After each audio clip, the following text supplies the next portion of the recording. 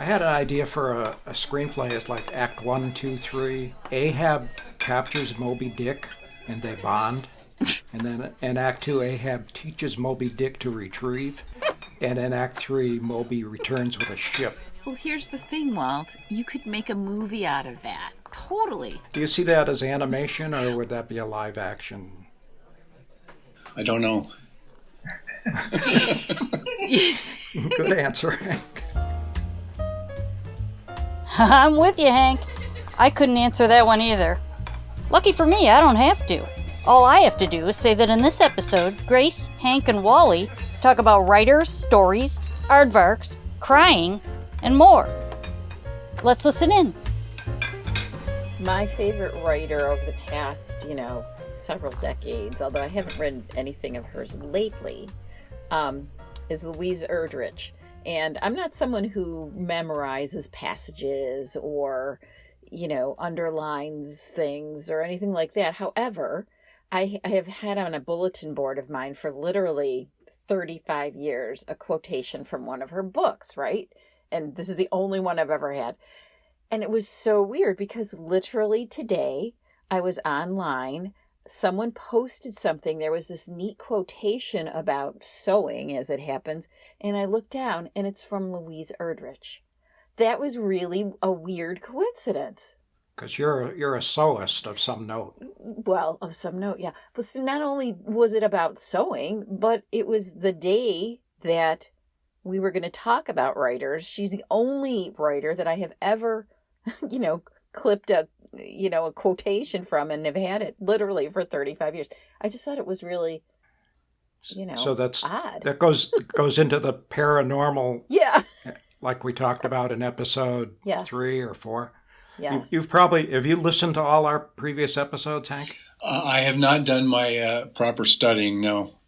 Wow. Okay. Wow, Hank. I think I we have to end this right here. I will go away. What was the quote? The one for 30. Well, the quote was, it was really beautiful. I think it was on Facebook with this. There's this group in town called Stitch Buffalo, and it's refugee women who craft things and sell, and they have a store and everything, and that's, their economic livelihood. And I think it was there. And it was just about like only women know that, like, it was saying that sewing was kind of a prayer and only women know the prayer. And it was just, she writes about indigenous folks in the United States. But the one I have from her that I've had for 35 years, it says something like, your life feels different on you once you greet death. You wear your life like a garment from the mission bundle sale ever after. Oh God, something because you never paid nothing for it, and cherishing because you'll never come by such a bargain again. I don't know. That has always moved me so much, and her writing is fabulous. I've never read any of her. It's really, really good. She, you get to go like through many, many years with this group of families, in this one nation, and there's a lot of humor in it, that there's, magic realism in there too. And she's just really super good. The other writer that I need to get to at some point, and do you ever see the New York Times book review? They have the section called, I think it's By the Book. Yeah. Where they have writers talking about books. I like that section. Yeah. There were several weeks in a row that whoever the featured writer was, they were all talking about Toni Morrison's Beloved. Oh, yeah. I've never read any Toni Morrison, but that's on my list. That book is, I don't even know what to say about it. There's some sections of it that it's so powerful. You are just blown away. And in fact, someone that we know, I'm not going to mention this person's name on this podcast, someone we know borrowed it from me and never gave it back. Oh my God. Yeah. Hopefully they'll be listening to this. Yes. And you'll get it back. Isn't this an opportunity for public shaming, though? Yeah, maybe. It is. The power of podcasting. Yeah. Do you really want to pass up an opportunity for public shaming? I'm not sure I even remember what his last name is. But anyway, Yeah, you should read it. It's really, really powerful. Holy crow. And that's not a word I use lightly either. It's funny because like my boss, I write for her a lot, right? I write articles that she's supposed to have written, blah, blah, blah. And she in her conversation, she always uses the word remarkable. So I know basically if I use the word remarkable in when I'm writing for her, she's probably just going to approve it wholesale. The magic word theory. I don't use words like that very often, but yeah, you should definitely, Hank, pick it up. Oh my God. I haven't read her either. Yeah. How am I doing so far? You mean like on the tote board? Like, have you had any points yet? Yeah, number of people that I've read, number of authors that I've read. So far, 0. Piss poor right now. Well, as I was thinking about this podcast, and I was thinking about kind of my evolution as a reader. And so I had a question for you guys on how your reading habits in terms of the choice of writers has evolved. Oh, in what way? In becoming a writer officially? No, I mean, who did you read? Who did you really love reading, and how changed over the years? I'll give you one example of a writer that I just did a kind of a complete 180 on was, when I was in the college years and fell in love with On the Road, Jack Kerouac. Mm-hmm. And then I read him, I don't know, 10 years ago, and I hated the book. Oh, that's fine. It was an interesting kind of a milestone for me. Huh. I can understand that because I tried several times to read him, and I could never get into it. I think the thing that changed was reading the book. There were a lot of instances the characters who were based on real people did really shitty things to each other. Yeah. Right. And that didn't seem as charming to me as as an older person. Charming. And then I remember reading about Jack Kerouac, and I think it was Ginsberg, and a couple of those guys went down to visit him after he was living with his mother. And there he was, an alcoholic living with his mother, and he was a Nixon supporter. Wow. And it's like, is this where the journey ends? Wow. Because it was associated with, Zen Buddhism and all that. It's where a lot of people got started into Zen. Wally, answer the question that he just had, though. Has your reading, changed over time? Or who did you start with? Who grabbed you initially? Probably in high school and like that, I went all through Dickens. I love Dickens. And I haven't read Dickens in probably 40 years since because I just can't get into it. The same experience, except I don't think Dickens was a Nixon supporter. Grace, who did you start with as a writer that you just wanted to read all their stuff? Yeah, well, it's interesting. I thought it was Dickens, but then I took a Dickens course in college, and the professor who taught it, he was a really famous Dickens scholar. Apparently, like PBS had a bunch of Dickens adaptations in the 70s, and he was the host. His name was George Ford. And so I took it, and oh my God, his books are really long. And I literally had to take one of my assignment books with me on vacation to Florida. I'm a college student going to Florida, and I had to take this book with me because there was no way I could get it done otherwise. So that kind of got me off Dickens in some ways. But I still like movies about Dickens. But it was funny what I loved. Kurt Vonnegut I really liked, and I liked John Irving and John Updike.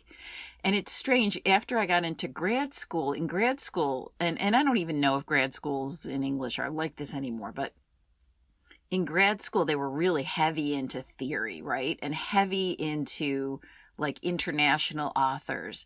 And so John Updike and John Irving did not really read very well in that context, and at the same time too, like a lot of the international authors that I read, I really loved. And those other writers seemed kind of boring to me after that.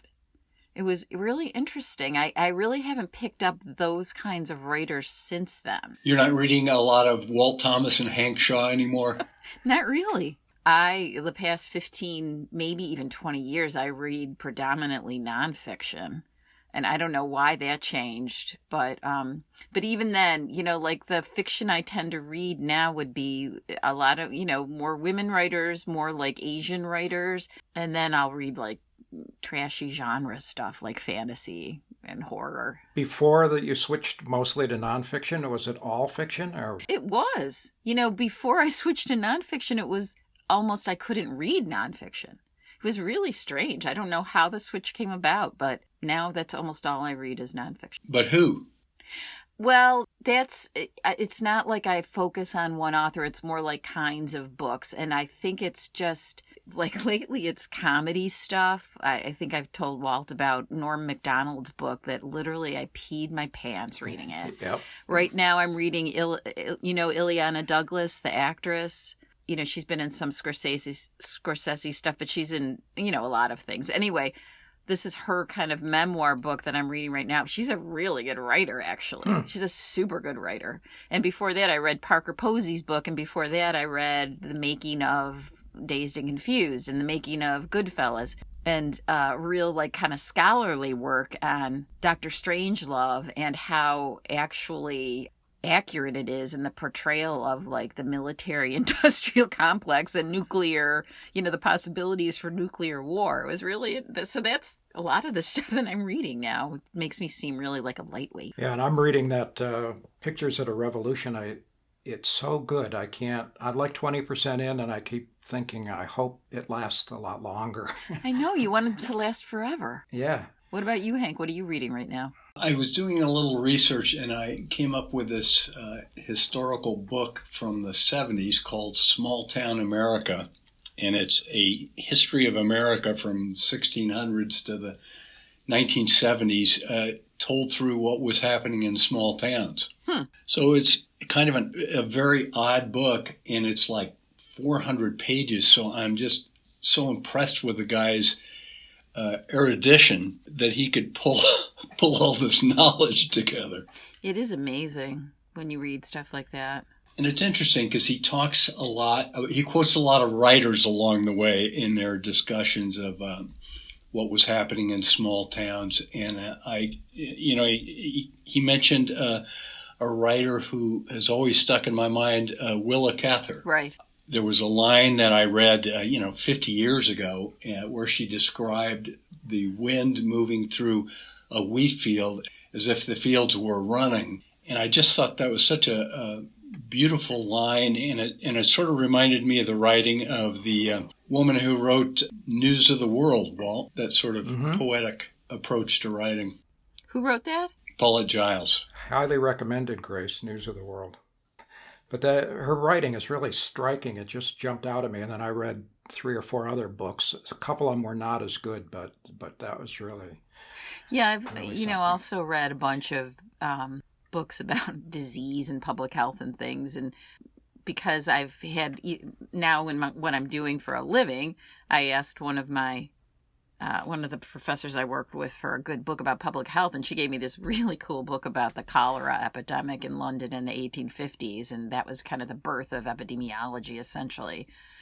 But then I also read one about the bubonic plague, and, so that's really been... I like that kind of stuff, too. I read a book about a woman who worked as a mortician for a certain number of years. I don't know, stuff like that really interests me more now than fiction. It's interesting that, we all know how hard it is to write. Yes. And how hard it is to write a book. But when you think about nonfiction and the amount of research that some people do, it's staggering. Whereas if you're writing fiction, you can pretty much make up a lot of shit.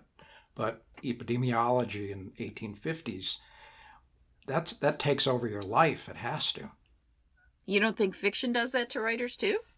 Well, I think it takes over their life, yeah, but the amount of physical hard work, involved in research on something like the Brooklyn Bridge or whatever it is just mind-boggling to me, so that in a way I almost have more respect for nonfiction writers.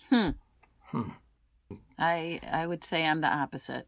Why? It's not that I disrespect nonfiction writers, but you know that I went to an MFA program for a semester, right? Right. Yeah. And I realized then that I did not have I say I did not have an axe to grind. And I don't mean that in the pejorative way that it sounds. I am not driven to write fiction. I've discovered there. And if you are, I mean, you're crafting something. If you are good at it, you're crafting something so fine. And like if you're a poet, forget it. I mean, that's even, to me, that's the highest level of writing because every single word has to count. Every single word. I mean, maybe like in a book, you could have a couple of words that don't count. But I agree with that. yeah, I wrote a story in this program, right? And professor was John Edgar Wideman. I don't know if you know him, but he's a major American novelist. And so I wrote this story, and there was this one line I liked, and it didn't really have that much to do with the story, really, but I left it in because I just liked the line. And didn't he pick it out? That was the first thing he said. So to me, that's the art that someone like that has, the ability to put things together and know what belongs and what doesn't belong. Yeah, I don't mean to I don't know. Diminish the achievement of fiction at all, but I'm just saying that when you walk into your office at 8:00 in the morning to start working, if you're writing fiction, it's coming out of your head, a lot of it, unless you're a person who does research for fiction. But if you're not, if you're one of these people who do these amazing nonfiction books, I just have enormous respect for that and the amount of work that it takes. Yeah, I guess I'm sure that's correct. Hank, have you ever written any fiction on your own? Yeah, I've written stuff from time to time.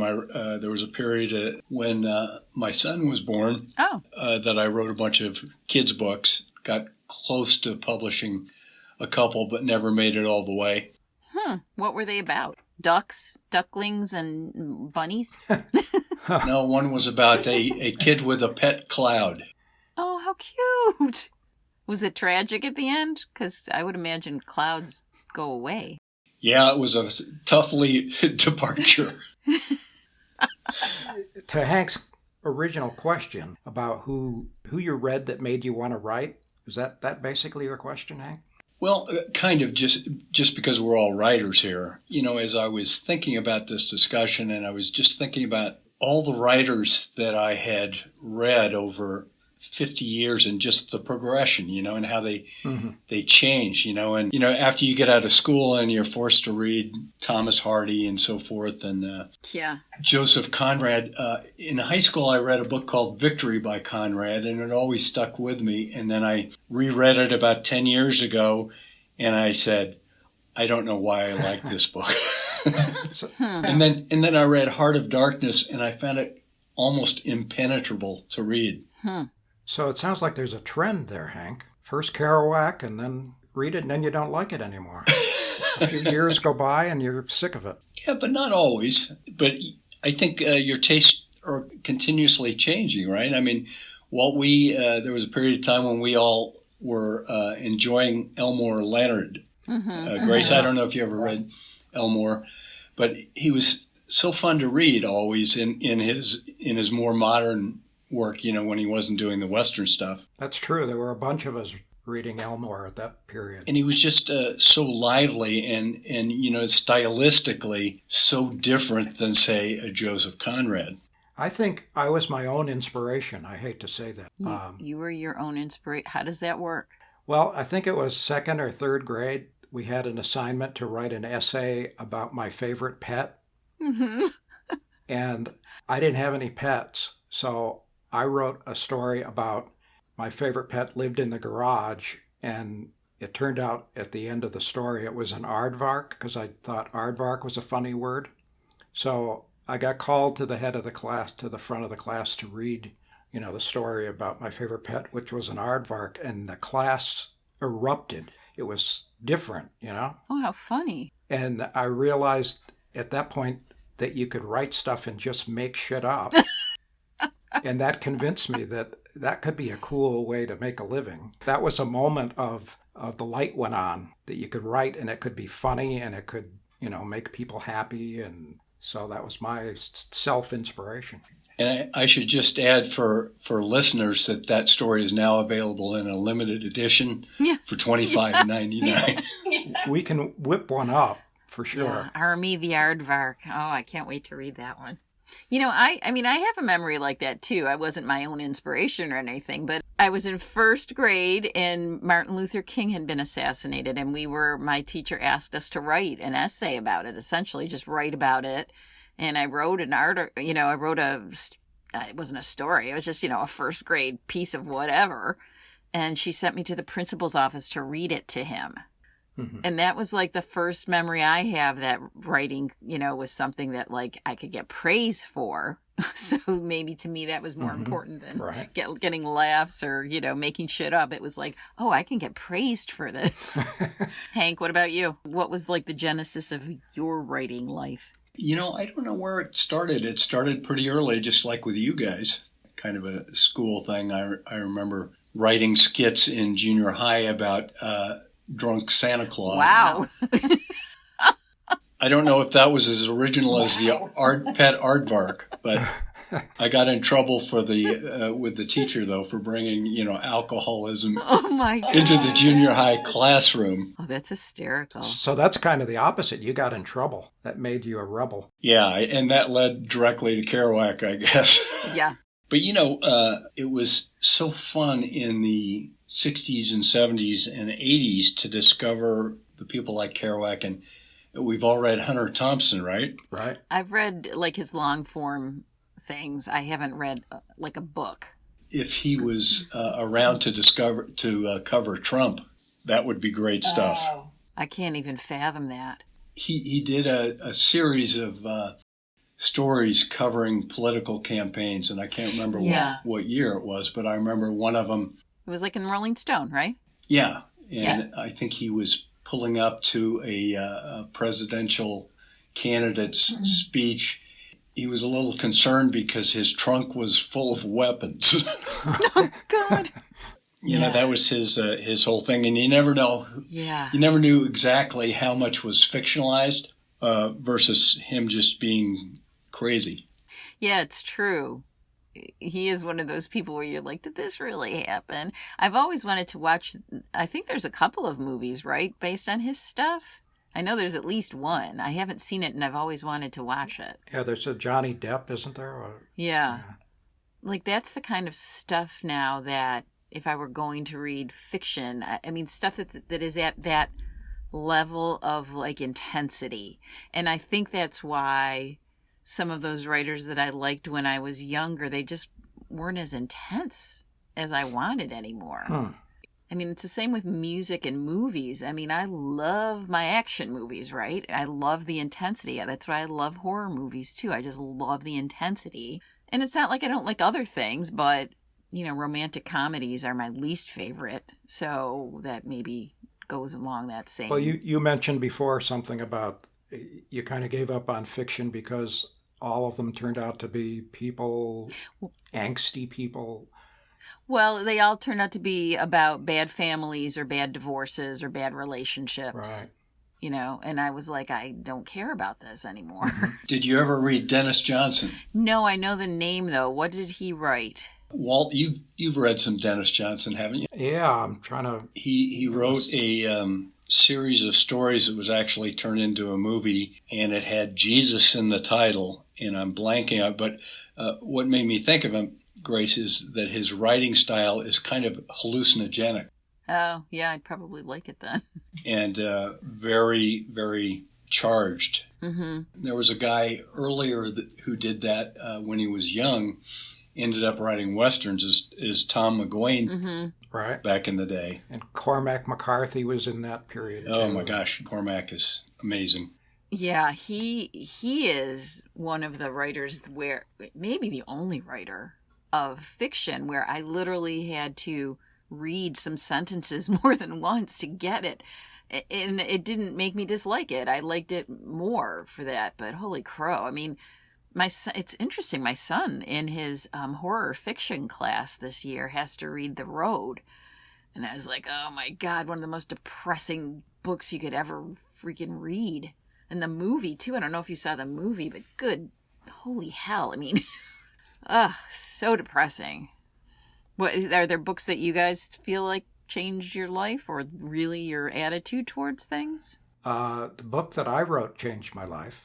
That you wrote, yes. It made me realize that I never want to write another book again. Why was that though? Because that book was really, it percolated, you know? It percolated. Yeah, it was, Wow. it kept going. Oh, that's nice. You know, it really kept you going. You know, I'm exaggerated. It was an amazing experience to do that day after day. Mm-hmm. You know, it took me 2 years probably. Yeah. And I really applied myself. At the end, I mean, it made me cry because I missed those people. Oh, that's really nice. Yeah, I knew those people so well. I felt like it's a strange experience how deeply it burrows into your head. I'm sure. And I'm not unhappy with it. It's not. I know exactly what it is, but at least I did it. Yeah. I was encouraging Hank to do it a while ago too. Hank, what book do you have in you? How's that working out for you? Yeah, it's on the fence.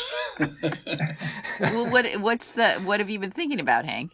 Oh, well, I'm one of the writers who feels like if you talk about something before you've written it, you're going to let the steam out. Yeah. Yeah. What I'm trying to figure out is if I want to write a book and get into all the backstory and description, or if I want to make it more imagistic and just write a screenplay. Oh, that's cool. Let the camera fill in a lot of the details. A lot fewer words when you do that. Yes, but one of the interesting things about writing, don't you think, is that as we struggle through our own writing projects, doesn't it enhance your appreciation of the people who are really good at it? Oh, yeah. Yeah. Absolutely. I've taught writing a lot, and that's one misconception that people have who aren't writers, that they think that writing just comes naturally to you, that you love to write, and that you just sit down at a blank sheet and it just flows. Yeah. And they have no clue how many times you've revised something. When I was in that MFA program, there were a couple of stories that I literally revised the first paragraph like 80 times. I think I've used the word literally 30 times in this episode. Yeah, no, I definitely did that. The first sentence. Yeah. I saw a quote, this guy named Chuck Wendig. Do you know him? No. He's a big comic book writer. Oh. And he said, writing is when I make the words. Editing is when I make them not shitty. Yeah, that's good. Here we are, and we've been writing for a long time, and how many words have we written? And I'm really attracted to making images and music and wordless exploits. So I'm trying to figure out if I'm still a writer. And I'm not sure that I want to be. That's the problem. Yeah. That's totally understandable. When I think of writing a book, and it's just a year, 2 years, right? Yeah. And I think that the only way I would approach that is having the story so crystal clear in my mind that I would be like Joyce Carol Oates and do it in one draft. Mm-hmm. I don't have the patience to do 80 revisions anymore. I heard an interview with John Le Carre. Mm-hmm. I always said Le Carre, but then I watched a 60 Minutes thing and the reporter said Le Carre. Really? Then they talked to him and he said Le Carre. So there's, I guess, however you want to pronounce it. Anyway, he said the spy who came in from the cold came to him in one brilliant flash and was written in a week. Wow. And then every book after that was a struggle. He really wrote that in a week? Not a week, but, short period of time. Do you wake up, Hank, and make notes in the middle of the night? Occasionally, but, if I'm working on music, I will hear the ideas I had expand when I'm away from the piano and unable to write them down or figure out what the notes are. Huh. Hank, I had no idea you were such a musician and a composer. And photographer. I'm not a musician, but I like to do it. So. Well, I've seen his photography. I see that on LinkedIn, but I didn't know the music part of it. So what kind of stuff do you write? Whatever comes out. And this is, the story you just told about the spy who came in from the cold, having that entire conception in your mind from the beginning, it would be so comforting. Because when I do music and I don't really know what I'm doing, so I kind of am going from phrase to phrase, and it's just, okay, where does this lead? But it's the overarching architecture that I don't have. And that's where I struggle too in terms of writing a longer piece of fiction. Well, and what I understand about writing screenplays, you have to have the whole architecture in place before you start it. At least that's what most screenwriters would say. Yeah, that's what all the books tell you. Yeah. Well, but then that sort of, the classic approach to rewriting and figuring out what you're writing.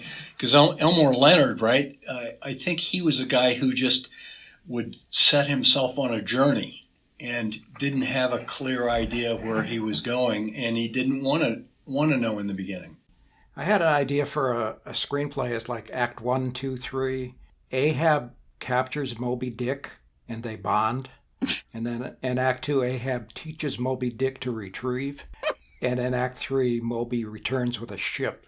And then it goes from there. What do I do with the ship now? Well, here's the thing, Walt. You could make a movie out of that. Oh, absolutely. Totally. Yeah. So when are you going to do it? Wow. That's something. Well, those are, to me, screenplays in some ways are almost akin to poetry in that nothing can be extraneous, at least in a really good one. Mm-hmm. You know how communication has devolved to the tweet? Mm-hmm. Couldn't we just compress a lot of the work out of creativity and just have ideas? I'm thinking, here's the idea, and that's the finished creative product. It would save a lot of time. It would. So like what I just said about Ahab. Yeah, exactly. That's the product. That is the end of it Yep. right there. That's all you need to do. Yep, that's the product. Yeah. Do you see that as animation, or would that be a live action? I don't know. Good answer. And he backs away from the phone. I don't know. Hank, have you ever read The Jilting of Granny Weatherall?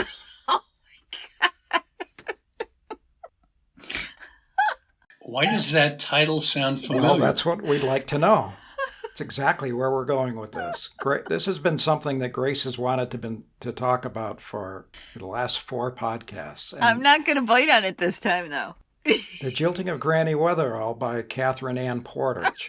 Did you read that in high school? I don't think I read that one. I read some Catherine Ann Porter. That's a name very familiar. What does the button mean? The button is when you're like, it's a kicker, like you come to the end of something and you want to finish it off like this podcast. It's a running joke. But you'll have to listen to all of them, Hank, to get the... Yeah, and when I try to talk about the jilting of Granny Weatherall, Walt just cuts me off, and that's the button. How would you recommend that Hank do this? In order, in chronological order? Or... Yes, you're missing a lot, Hank, by not listening. Holy crow. I want to read the Aardvark story first.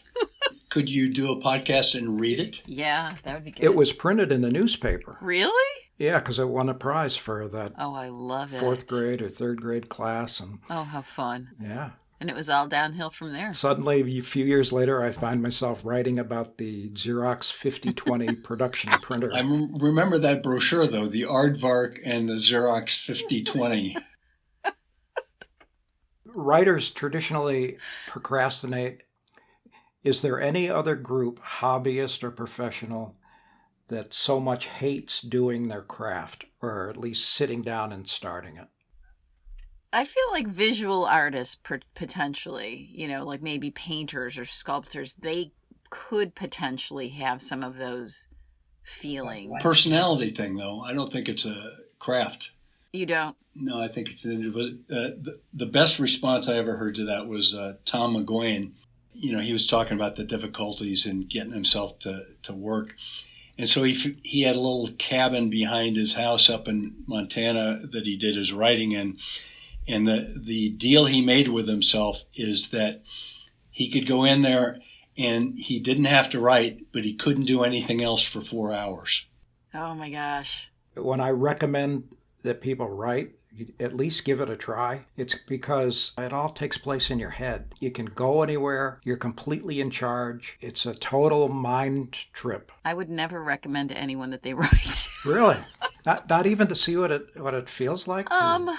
I always feel like in many cases they'll be disappointed because they won't really be able to do it. Because you taught writing? I think that's that image that people have of writers. They just sit down and it flows. And then when they really sit down to do it, that it's going to be like, oh my God, why did I do this? I don't know. No, I see what you're saying. Maybe when I say that, I'm talking to you and Hank. And yes. Somebody who has a shot at it. Okay. But there are people who dabble at it, and I would probably put myself in that category. And there are people who are just driven to it and just totally energized by it. And I told Walt the story that about a year and a half ago, my sister sent me this book in the mail, and it was called Ordinary Grace. And it was a novel, and she really liked it and been giving it out to everybody. And so I had it lying around because I just don't do that much reading anymore. And then one day I came over to the book and looked at the author, and it was William Kent Kruger. And I said, is that Kent Kruger that I knew as a freshman in college? Oh, no way. It turns out it was. And Kent was a guy, he was not an English major. I think he was in science or something. And he was a scholarship student, and he got kicked out for sitting in the student union in a protest. Oh, my gosh. And he just said, I'm not going back to college. So he worked construction jobs, and he would get up at 5 a.m. and go to a diner and write for 3 hours before he went to work. So when I discovered that he had written this book, I go to Barnes and Nobles, and there's a whole shelf full of books by William Kent Kruger. Oh, my gosh. And I was just thrilled that he had done this because, he just did it by wanting to write really badly. That's cool. So I guess the next podcast, Hank, if you want to do it, we're going to talk about the jilting of Granny Weatherall. All right. It'll be a full, 45-minute discussion. Poor Grace. Sounds like she's headed up to here with Granny Weatherall. But how about you? Let us know via Twitter at CharbroiledC or email us at charbroiledchats@gmail.com. If you could just take a minute, leave a review of Charbroiled Chats on iTunes or Spotify or wherever you get your podcasts. And you know what else? If you could get your family and friends to listen to Charbroiled Chats, that would be very cool. Thanks for listening. See you next time. Thanks, Hank. Yeah, thank you, Hank. The Granny Weatherall thing has run its course. Yeah. Has that been made into a movie or? I don't know that it has. It is a despairing piece of fiction. Despairing. So we'll talk about that the next time. I would still like to talk about it, but I'm not going to start.